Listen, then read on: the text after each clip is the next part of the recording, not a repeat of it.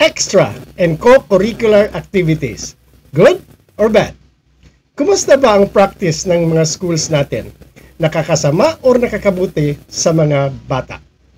Hi! Welcome to another episode of 15 Minutes with Sir Noni. Today, we dive into the intriguing topic of how extracurricular and co-curricular activities impact classroom engagement. While these activities offer valuable opportunities for student growth, they can sometimes disrupt focus and academic performance. We'll explore the fine line between beneficial involvement and overwhelming distraction. Join us as we unpack the challenges and solutions for maintaining balance in student life. Both extracurricular and co-curricular activities play a significant role in students' development. Yet concerns exist regarding their potentially disruptive effects on classroom engagement, especially when participation becomes excessive or unbalanced. Now let us talk about and discuss the disruptive effect of extracurricular activities on classroom and later the co-curricular activities. Extracurricular activities refers to organized pursuits outside the formal curriculum that do not earn academic credit, such as sports, arts, clubs, and voluntary work. While generally linked to positive academic outcomes like higher grades, better attendance, and increased motivation, excessive participation can negatively impact students. Now, there is what we call as overscheduling and stress. When students engage in too many extracurricular activities, they may become overscheduled, leading to heightened stress, anxiety, and potential burnout. This overscheduling can detract from the time and energy needed for academic tasks and reduce overall classroom focus. Crowding out academic work is also another thing that is negatively impacting classroom engagement.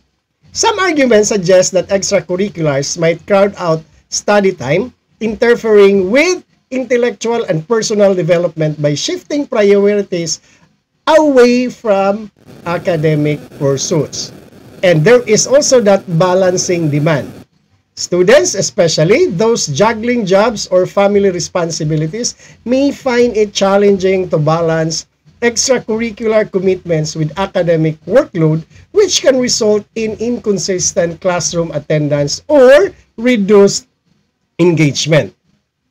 Okay, now we go to the disruptive effect of co-curricular activities on classroom achievement. Okay, before we talk about extracurricular, now we talk about the co-curricular. So what is this co-curricular activities?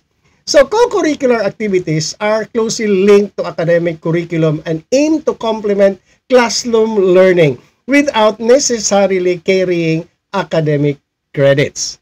So like extracurriculars, this can enhance learning and social development but also may introduce some challenges like interference with classroom time.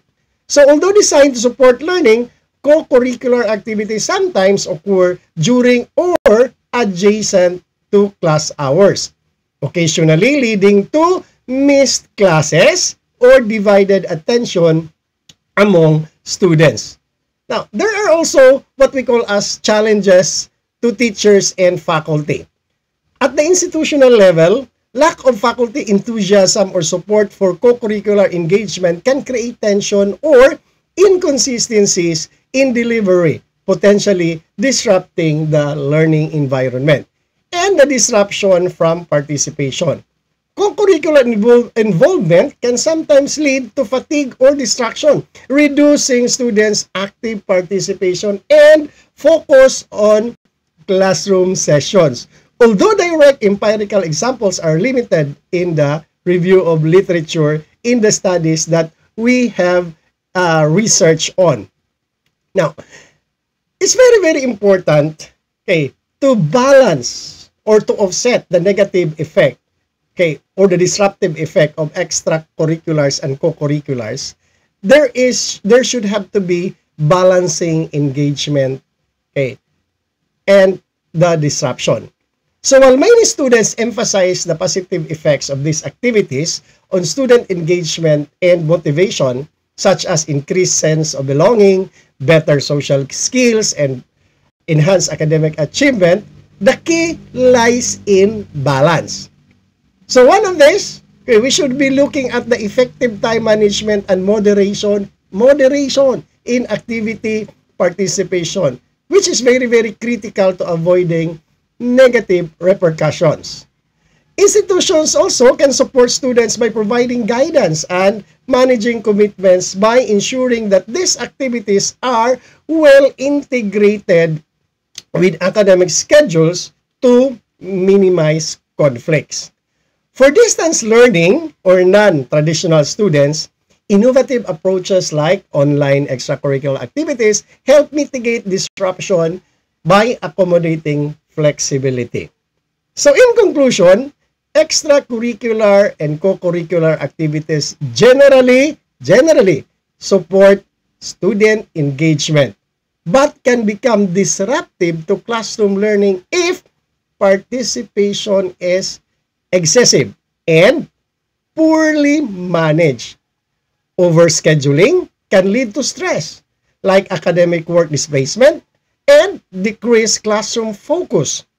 Institutional strategies and student support systems are essential to foster a healthy balance that maximizes the benefits of these activities while minimizing the potential disruption to academic engagement.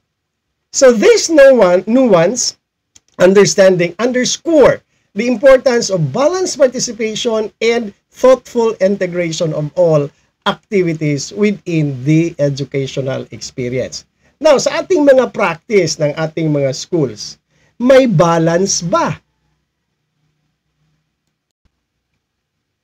As we wrap up today's discussion, it's clear that while extracurricular and co-curricular activities enrich student experiences, they must be balanced carefully to avoid disrupting classroom engagement. Finding this balance requires effort from students, educators, and institutions alike. By managing time effectively and fostering supportive environments, we can ensure that these activities complement rather than compete with academic success. Thank you for joining us, and remember, balance is the key to unlocking the full potential of every student. Once again, thank you for joining us on 15 Minutes with Sir Noni. See you!